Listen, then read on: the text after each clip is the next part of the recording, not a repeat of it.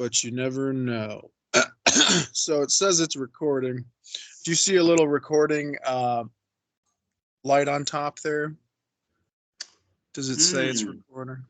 I think it is. It always does. All right. Yeah, I see it now. Yeah. Oh, great. Good.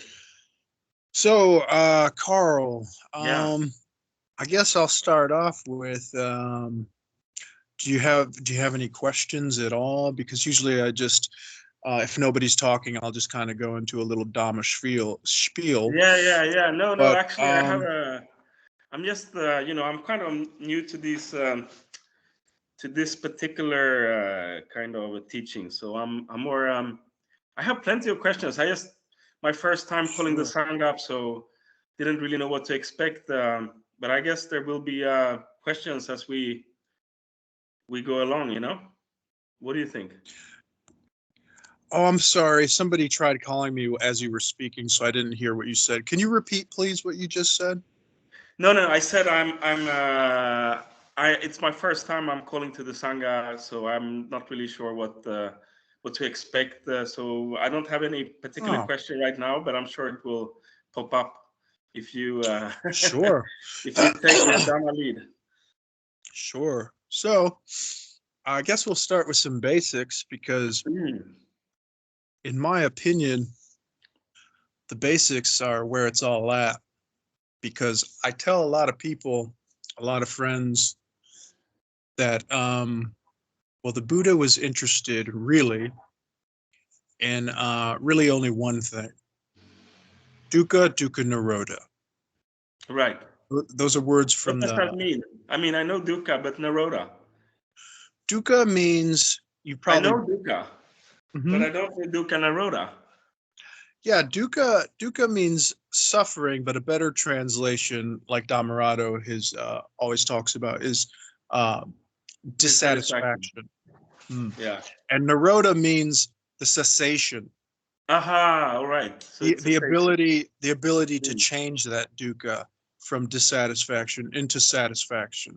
And that's the only thing the Buddha is interested in. Yes. Thing. I teach sorrow and the end of sorrow. Yes. Yeah, I teach dissatisfaction, the end of dissatisfaction. Ah, got it. So I always wondered what nirodha meant. So it's cessation then. Oh, yeah. Cool. Cessation, a kind of dissolving or changing or getting rid of, ceasing to be. There is dukkha, and there's also the possibility to get rid of it, not only for ourselves, but for helping others get rid of it. They'll get rid of it themselves ultimately, but we can always help them get rid of it. And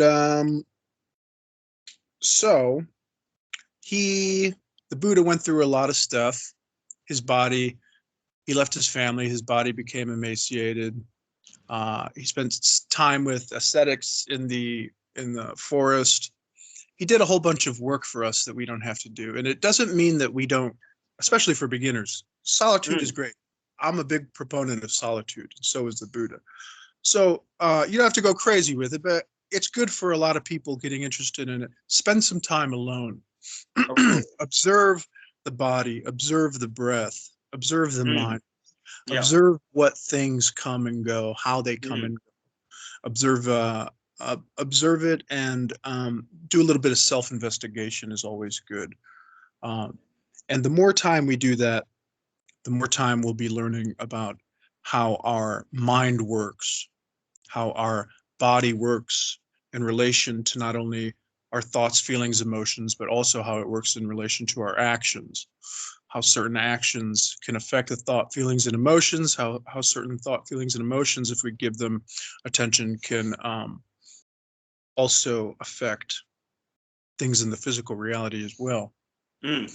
But if we do this, if we spend some time alone, we'll discover that if we look at the mind, I tell people, is always like this: happy, sad, medium, bored, happy, sad, bored, feeling okay, happy, sad. For most people, that's what our thoughts, feelings, emotions are like. To sum it up in an extremely simple way, we could get a lot of dukkha there. What's that? A lot of dukkha there. Yeah, a lot of dukkha. No, bored, sad, stressed, Yeah. And annoyed. that's generally speaking for people. For most people, it's like anger, Yeah, hatred, delusion, anger, hatred, delusion, maybe a glimpse of some sensory temp pleasure, anger, hatred, delusion. yeah. Maybe a little And bit of yes, pure that joy, not knowing what it is. and that kind of instability itself becomes a kind of a, even if you have a glimpse of a good, stable, nice moment, you just remember that I was irritated and I'm stressed or I'm missing the whatever. So you Yeah. look at yourself as a wiggling worm. Yes. Due to sankharas are bad habits. It's kind of Yes. like our karma too, our bad habits. Our bad habits lead to bad fruits, to bad ends, and our good habits lead to good fruits and good ends. And each moment is a mind moment, just like we were talking about. See, and I like moving my hands in particular ways. One, because it feels good, and the other because I'm a visual learner.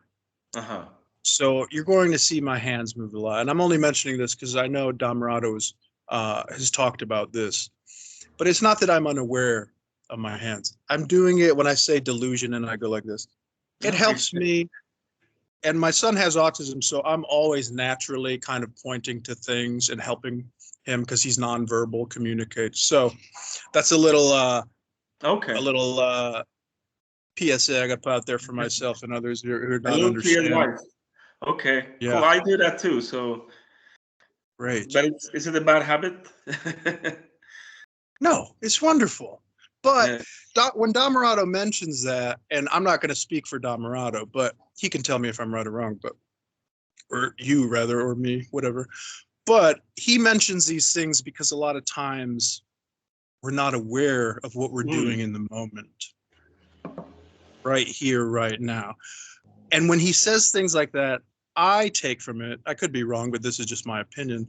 I take from it what the teacher is saying is, and he doesn't like to be called a teacher, but that's another thing. I don't mind. I like calling him a teacher, but that's just me. But he prefers wise I friend, thought which about that. I respect and agree that with that. But yeah. What's that? No, but I noticed he doesn't like to be called a teacher. But then again, Yes, it's when because he's telling it's because he's more, awesome. yes, he's humble. Because he's humble. But if you're humble, but then again, in other points, he's saying that he's teaching the Dhamma, so that makes him a teacher. That was his call by his. Yeah, you have to walk a fine line sometimes when you when there's so many people listening to you speak. Whether you can call yourself a teacher, a master, a nobody, a pile of dirt, but at the end of the day, the points he gets across are amazing with whatever he's teaching. Like he says, I'm just a wise friend, and that's wonderful. But in my opinion, I can't speak for him again. You'd have to ask him, which he's readily available. But I get from that, it's like, hey guys, let's stay on track. Let's keep in mind that he likes to be called a human. He says sometimes, like he's very down to earth. He's very non-magical, and this is what he helps to convey to us through his words. He tries to convey to us the Dhamma, reality, and these words like master, this, and when he says talking with the hands, you see a lot of people on video, and I'm guilty of it in the past myself. You get scratchy, you get like this, and it comes from not being satisfied. It comes from not remembering to look at the breath or our body in the moment. So there's a lot of good things that can come from him reminding us to be present, to be the masters of our body, not have our bodies be the master of us. So if we move, I would recommend moving intentionally.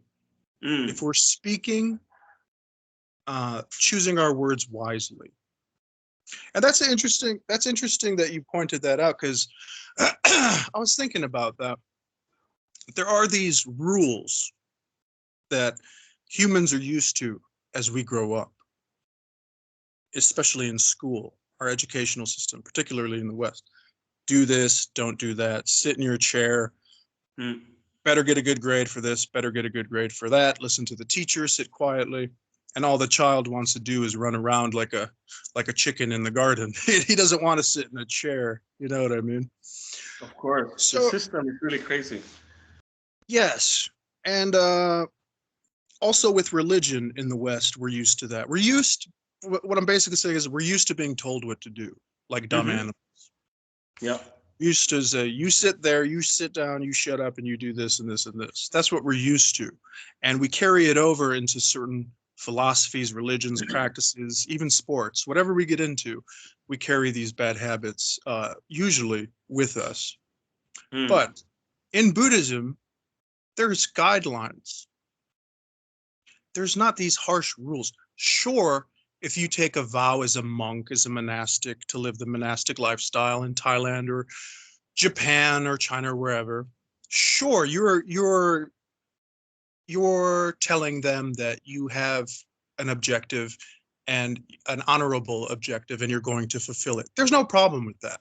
That's different. That's actually might be closer to rules instead of God. But for what they call the layman, there's, and both for the layman and monk as well, there's precepts. There are certain guidelines. But a lot of beginners with Buddhism, because of our sankharas, because of society's brainwashing, we're very good at sitting still and being told what to do.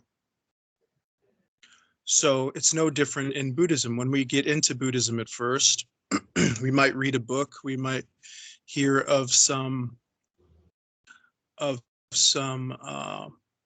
precepts, we might have a teacher, we might have a wise friend, we might have a master who tell us certain things to help us. The Pali Canon's filled with beautiful things to help us. But because we still have a lot of the sankharas from the Western mindset, we take these to be gospel.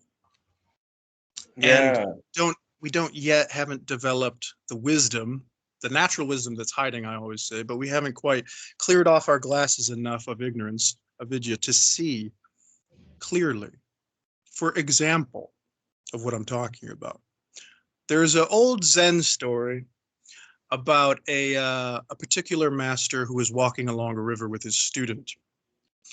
And for whatever reason, the temple or wat or whatever they call it, or whatever they call it in Japan, temple, sure.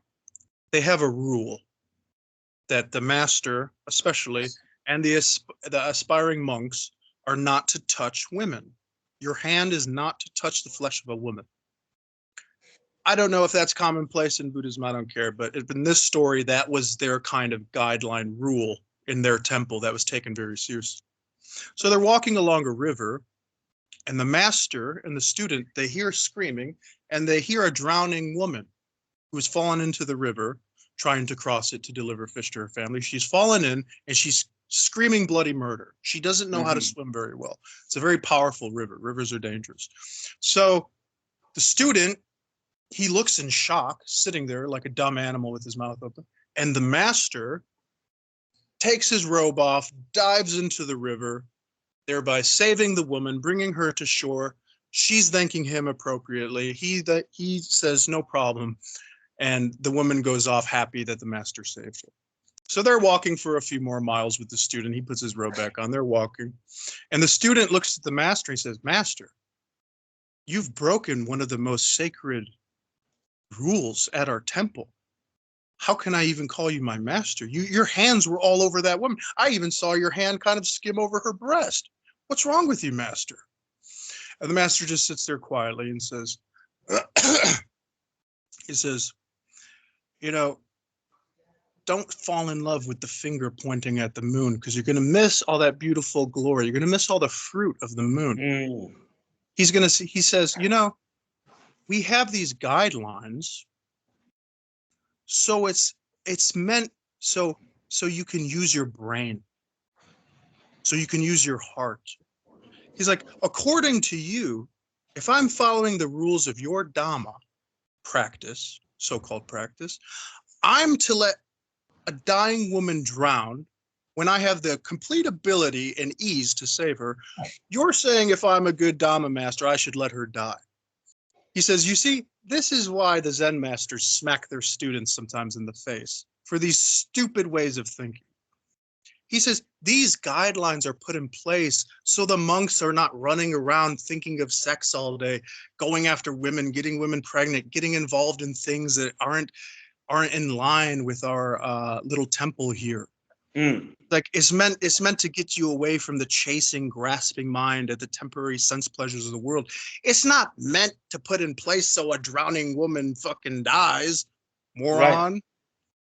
So this is why I tell people God gave us a brain. We have to use it. There are all kinds of precepts, all kinds of guidelines, all kinds of things that people often mistakenly look at as rules. But there are no rules in Buddhism. There's guidelines meant to help us turn our dukkha into sukha, help us change our dissatisfaction into satisfaction. Of course, if somebody is in bodily harm, you must save them. And I like saying this as an example because it shows people, yes, study the Pali Canon. Yes, listen to your master, teacher, or wise friend, whatever it may be. But don't forget to use your brain. God gave you a brain. You know, you don't want to work like the dumb animal working all day listening to bosses. And you also don't want to follow people's rules like a dumb animal. Well, I can't save this woman because I was told not to touch women. Use your head. You're not gonna let these things take over you. You're not. The Dhamma and Dhamma practice is wonderful, and these guidelines are a wonderful tool. But just like any tool, fire, for instance, fire can be used to keep you warm at night or to burn down somebody's house. Use it wisely. You know, don't fall in love with the finger pointing to the moon. The finger's guiding you. You know, so look out. Don't forget to look at the moon once in a while and see all its beautiful luminescent qualities. You know, it's effervescent light shining. That's what we're after. We're not after the finger. The finger is our friend. The finger's meant to help us. But a lot of people, due to their ignorance, they mistake the finger for something else. And they try to you know, they get too attached. They make it another neurosis. Yes. Like another dukkha. Yes. The rules, the precepts, maybe. Yes. So it becomes more, yes, you know, more baggage. And the precepts, these guidelines, they're meant to help us. They're meant to help end dukkha for ourselves and others if possible. They're not meant to cause more dissatisfaction. They're meant to help us find satisfaction through the Four Noble Truths and the Eightfold Noble Path that Dhammarato likes to call the Eightfold Noble Doorway, and I agree with him, because a path would imply more of this Western mindset of, I must get somewhere that I'm not. I must run the race, climb the mountain. But a doorway, particularly on the tip of the nose with our breath, is a doorway to the ever-present peace. You know, we're thinking of bills we have to pay, getting all anxious, getting all of these delusions going. And then we have to remember, first we have to remember, because you can't change what you don't remember to look for. If I'm walking on a trail and there's dog shit everywhere, if I don't remember to look for it, I can't gently step aside it in a beautiful little dance, walk around the dukkha. That's very telling, because here where I live in south of Spain, they're very bad at picking up their dog poo, you know. So you gotta keep that attention when you go out for a nice walk. Same in the US, probably worse. Okay. Yeah, here it's terrible, but yeah, I wish they could have been as they were very good at giving you fines if, you know, during the after the lockdown, you know, when you were let out. But you know, now the cops should apply the same you know, frenetic to the because there's a lot. Anyway, what are the 5 precepts Can we go through them? 5 precepts. Oh, well, I'm not a scholar, but basically, generally speaking, and I'm sure I'll miss some, and this is not my specialty, but it's along the lines of not killing, not Yep. stealing, not lying, Not lying. not lusting after women. But when they say the lusting, Isn't it not it's sexual misconduct? sexual misconduct. Yeah, But yeah, yeah. I don't mind saying lusting because it kind of also gives the lusting for the Okay. material objects as well. But sure, sexual misconduct. And I don't know if No, there's one intoxication. intoxication. There you go. And yeah, so I would recommend Yeah. not drinking alcohol, not smoking is a wonderful way to be. Not killing, Yeah. wonderful way to be. Not stealing, being honest. Nothing wrong with the precepts. I But then try. again, you Well, know, killing is easy. I yeah, don't kill. right. But But sometimes people can take it too far. They'll accidentally kill a mosquito and their whole day is ruined because they broke a precept. And it's like, oh my God, I've done this. But it's like, it's a general guideline. So you're not running around like a madman, killing all these beautiful creatures, killing your fellow brothers yeah, and sisters. exactly. It's right. People get crazy with it. Oh, you eat meat. You're a killer. You do this. And you could easily just point at them and say, you're wearing rubber shoes. The rubber shoes, how's that made? With oil. What does oil do? It gets spilled all over the world in the oceans, kills all kinds of animals. So what are we to do? Just not move? Just sit there like the Buddha statue?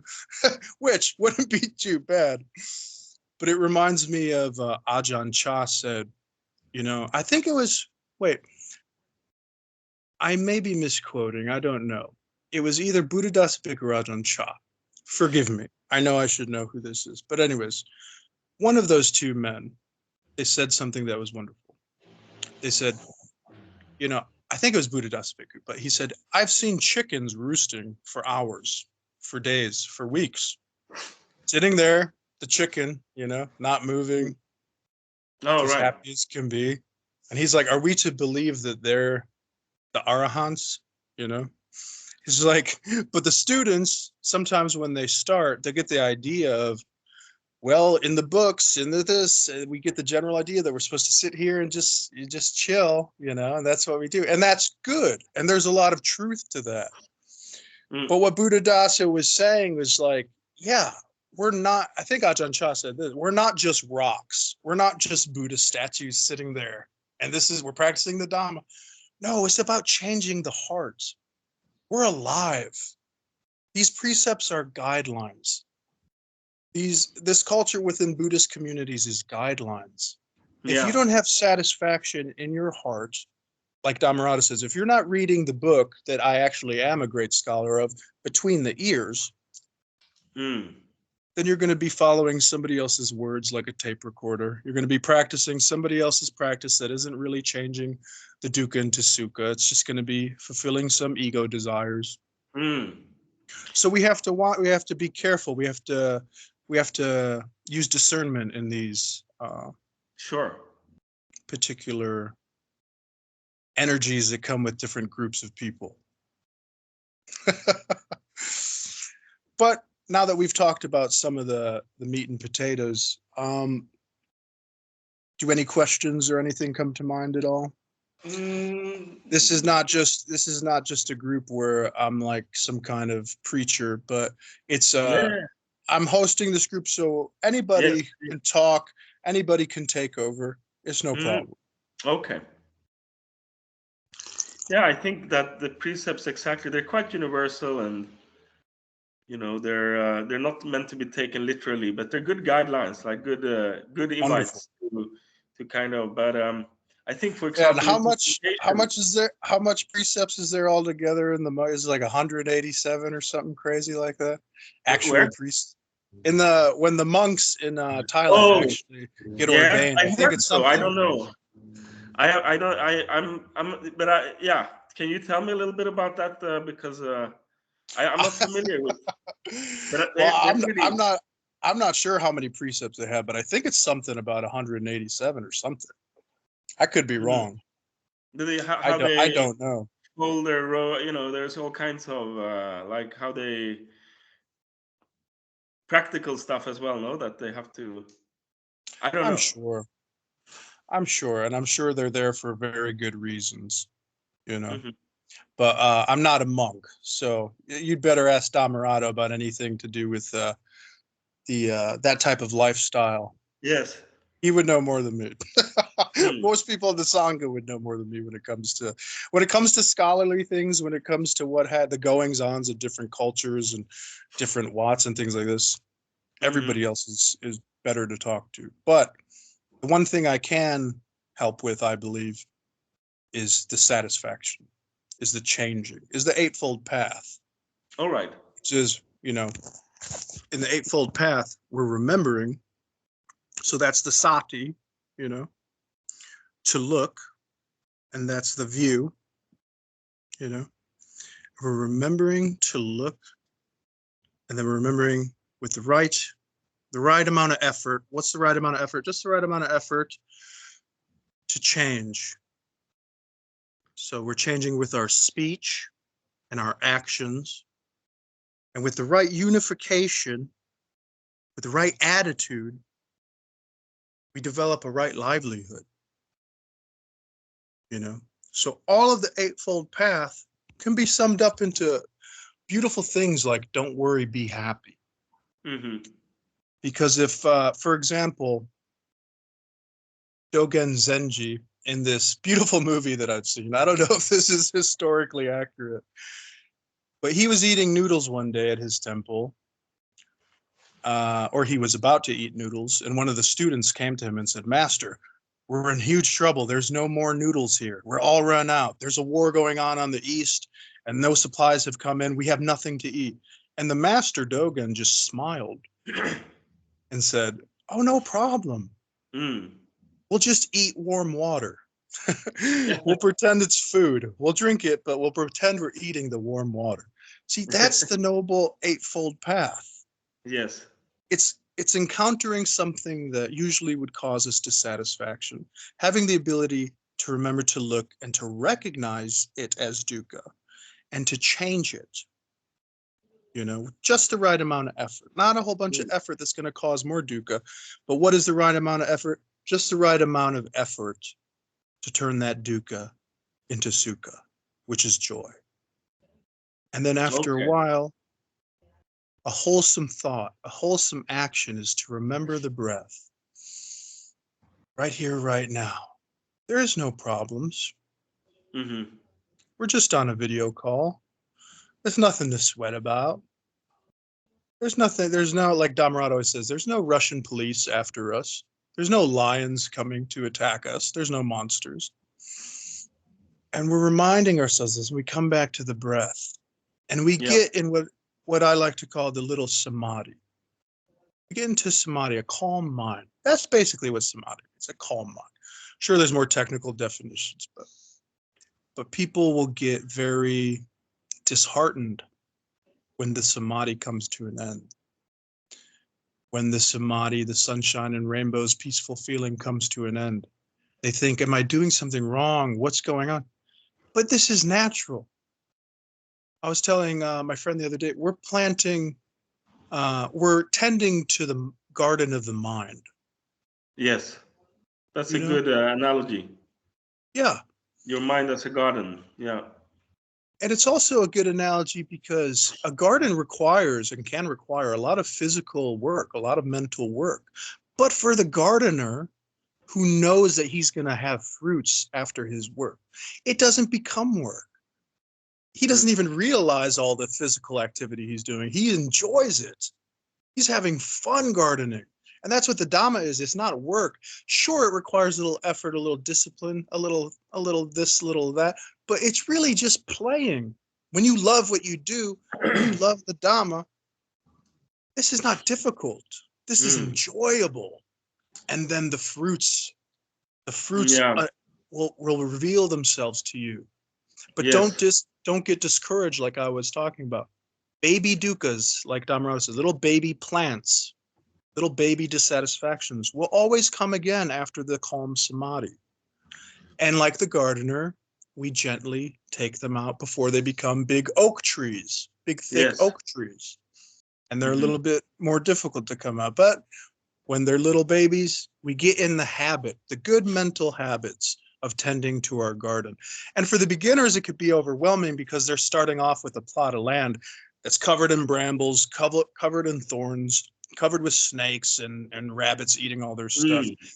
But the wise, seasoned gardener says, no, no, no, you will be a great gardener. This is how it all begins, but you have to start somewhere. And they start removing some of the dukkha here. The master helps.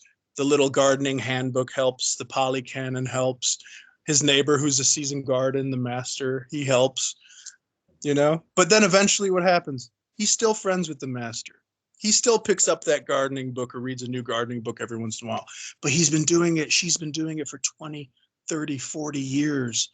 And yes, they like the book. Yes, they still love and respect the master and are so thankful. But now they are the masters. They are the kings of their plot of land. And actually, it doesn't take 30, 40 years. It's here and now. We only think that it's all this trouble, think that it's a process. And that maybe is the only thing in that example that is not perfect, is that you don't actually even have to get to this Garden of Eden. It's born within you right now. The gardener's already done all the hard work. You just got to take care of it and build momentum throughout our day. It sounds easy. It sounds like, oh, this is so simple. And it is. But you got to remember to do it. If you don't remember the siren call of Maya, whatever you want to call it, she will be calling you back with her beautiful tone. Come back to the world. Come back to society. Come back to worry and anxiety and fear and anger, hatred, delusion. Come back to the samsaric struggles. Yes. Those are fine fine mud. Yeah.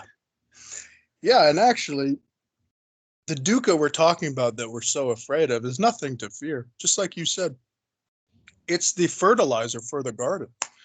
The little baby, the little baby dukkhas, the little dog shit. It's no problem. Walk around it throughout your garden. You know? yeah, the lotus flower born from the mud. You know. Yeah. The thicker the mud, you know, it's still. Yeah. So it's just satisfaction. It's just remembering to look. And I love how Ajahn Chah says we're gently resting in the way things are. Yes, gently I like that. There's this one part. Yeah. Oh, go ahead. No, yeah, it reminds me a little bit about also, that's, they often say in some Tibetan lineage in Sochen, it's just rest as things is, as it is, you know. It's very just rest in the now, you know. We forget to do that because our head is taking us on trips all the time, you know. Our mind. Yes. It's a practice of remembering to look and change. And then it becomes easier over time. Just like anything else, just like gardening, just like weightlifting. You can't go to the gym and pick up the 200 pounds right away, try to bench press it. No, you start small. You start with the bar, add some weight over time. But it's not impossible. It's very practical. It's very doable. And that's another point that's good with talking about the Dhamma. The Westerners, we look at enlightenment. We look at nibbana, which just means a cool mind. They used to use that word for the food to take it off the fire and to let it cool down. And that's what we're doing with the mind. It's not an impossible task. It's quite enjoyable task. But sometimes it could take 20, 30 years to learn how simple it is if you have ignorance, if you don't open your eyes to the here and now and the breath right here, right now. We're always meditating, sitting down to what? Why do people sit down to what? What's that? What did you say? We're always meditating to sit down to. We're always meditating in what quote regular people when they're practicing. They're always sitting down meditating to what? To get something that they don't have. To get somewhere that they're not at. And that is the root cause, the Buddha told us, in the Four Noble Truths, of all dukkha, of all dissatisfaction. Instead, you should sit down and relax. Breathe in this beautiful air. Smile. You are the Buddha. You're enlightened right now. It's only our delusions that's telling us we're not. It's getting us focused on the anicca, dukkha, anatta that we can't control. But the one thing we can control is this between our ears. And controlling is even a bad word, or not bad word, it's the wrong word. I would say more, we're not controlling the mind. We're helping to form a beautiful relationship gently with the mind. We're helping to nourish it like a lovely plant. Right. You know?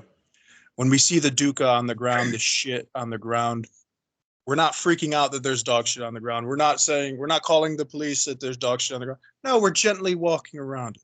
And a lot of spiritual schools would tell you, no, roll around in it, smell it, eat it, put it all over your face. And this is a lot of the Western psychology too, which I can be a fan of in some sense. It's not all bad, but Dhammarato does have a point. It does get a little, it does have a tendency to over-intellectualize everything. Oh, the psychology or the Western mystery schools? Both. Okay.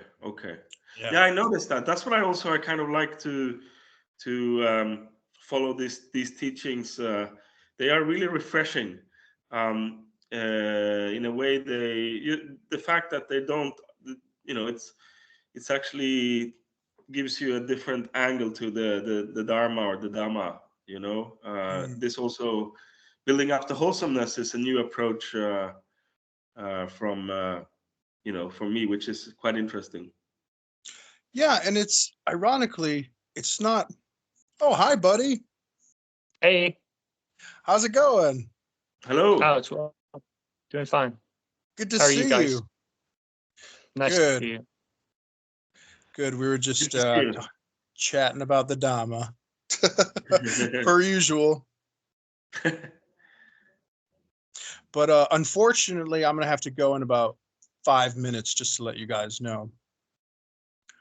Usually I'll even go over an hour of the group meeting, but today I have to leave a little earlier. And because it's recording, I don't believe you could go on. But in the Discord, you guys might be able to continue live chatting or on the live option there. But just letting you know. So yeah, no worries. I have a little bit of under the weather, so it's just nice to get introduced to the Sangha. Really such a pleasure. Carl, I'm Brett. Nice to meet you, Brett. Nice Brett to meet you. Carl. Hello. That's awesome. Yeah, where he was just Carl just was mentioning about Tibetan Buddhism, and it's funny. It's not. I like how Dhammarato says it's not my teaching, it's not my style. It's the Buddha's. He's the originator of it, which is wonderful. And I often find when I'm reading about Tibetan Buddhism, although the cultures of Thailand may be different, although the cultures of Nepal and in Tibet, these cultures are very different. And yeah, they all put their certain style in it. But I find, I don't know if it's just because I just have a tendency to look more at what binds us rather than what dissolves us. But I think they all are very well aware of the Buddha's core teachings, especially if you find the right guys talking about it. I was just reading this book called The Gates to Buddhist Practice by Chagdud Tolka. I believe he's a Rinpoche. I'm not sure. It should say Rinpoche on there. But anyways, I was surprised at just like Dhammarato, he was sounding. Like it's very simple, very practical. Gladdening the mind here and now, returning to the breath, the nurturing, wholesome breath, that everything's okay here and now. He was saying exactly that in so many words. Sometimes they're a bit more poetic or imaginative, but the same thing. Yeah. I've often found that in the teachings of Taisattu Rinpoche as well. And he's one of the first actually writers in the Dhamma I encountered way back in 2011. Just when I was reading, before I had really sat down and started following the breath consecutively. I'm not sure if I ever read him. that simplicity, I get that from some Sochan teachers as well, very, very much as that kind of rest in the now, and I really, that's that kind of vibes also attracts me to this this particular Sangha and teaching. So look forward to going deeper. How often do you do Sangha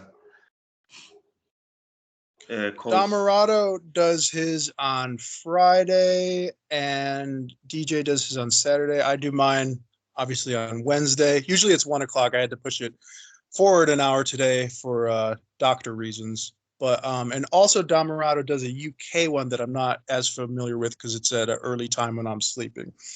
Right. But yeah, Friday, Saturday, and Wednesday, and whatever. You might have to investigate or ask Brett what the UK one is that Dhammarato does, what times those are. I believe it's at 3 a.m. for me or something like that. But yeah, I think it's at 4 a.m. for me, or possibly, yeah, I think it's possibly 4 a.m. for me. Okay. I did pop in there once, and something funny nice. too. And I know that we can appreciate Dhammarato has an excellent sense of humor. It's part of his style, and it's effective, and it reaches me. But I think the only time I recall popping in that one, I keep using that phrase, and we're coming to. He was just talking about a spoonful of sugar, Mary Poppins, and serendipitously I showed up. Yeah, you're the spoonful of sugar, Brett. The funny part too. Well, the funny part is all the lights were out in the house because my family was asleep. It was 4 a.m. And I did not realize it was just a black screen. I thought I was showing up. There was a light in the kitchen behind me, but it was just a black screen. And then when I watched the video later, it was a black screen. And so not only was Dhammarato on it, as he always is, with a sense of humor, but through random stochastic serendipitous coincidence, I added to the punch. I punched the punchline, I guess, or my appearance or whatever. That's awesome. Let us say. Okay, yeah, because I was following the YouTube, the kind of the text in the YouTube profile, and that says 3 calls, like three timings, like Friday, US Friday, and then Wednesday. Are these the same, or is he calling in on Friday? And when was the other UK? Is it Sunday? Could be Sunday. Okay. So those are the 3 times, Sunday. probably. Yeah. If you pop in on in a couple days on Friday to Dhammarato's, Yes. if you're able to see that, he'll clear out all that time organization for you because Okay, I'm not the best person to talk to about scholarly advice or times or locations. But the Dhamma of the heart, I'm pretty good at. That is very good. And that can be a topic that we talk a lot about mind, but we need to talk more about heart as well, huh? Yes. The mind likes to talk. Sorry? It's the mind's tendency. The cheetah likes to talk. The mind likes to talk. Yeah. Yeah, but I was with some, in some other teachings, in some other context, and they brought up that we always discusses the mind, in the Dharma, and we, I think more and more is bringing forward the heart as part of the even I if agree. it's it's also in non-dualic, that we have to really, it's an important aspect, can be very mind focused, and I think that's very good because it's what did you do like this? Yeah, it's a unification of the gardener's manual, your next door neighbor who's the seasoned gardener, and then eventually you just have to get into the garden and do it yourself. And you're not throwing away the seasoned gardener, you're not throwing away the manual like we discussed, but you're stepping on your own 2 feet and you're building confidence and you're getting the fruits of the Dhamma, your first tomato, your first pumpkin. And you get the wow factor of, yes, I can do this. I can change dukkha into sukha. It's not a magical practice. It's coming back to reality, the breath, the wholesome, nurturing reality. realizing that these things in our mind are natural and they're not very important. Yeah. Nothing to worry about, really. But on that note, dudes, maybe you guys can stay and chat. I don't know if I leave, if you guys can stay and chat, but unfortunately I have to get going. That was lovely to meet you guys. I'm really very nice to be part of the Sangha, and I'm going to take off as well. I'm a little bit unwell, so it's really good. Well, you're not unwell. You're perfect. Yes, exactly. All right. Well, thank you so much, Dhamma. Nice seeing you guys. Nice meeting you, Carl. Nice to meet you. Right, you're awesome, dude. Thank you, Bye, Dhamma. guys. Cheers. Thank you, guys. You're awesome.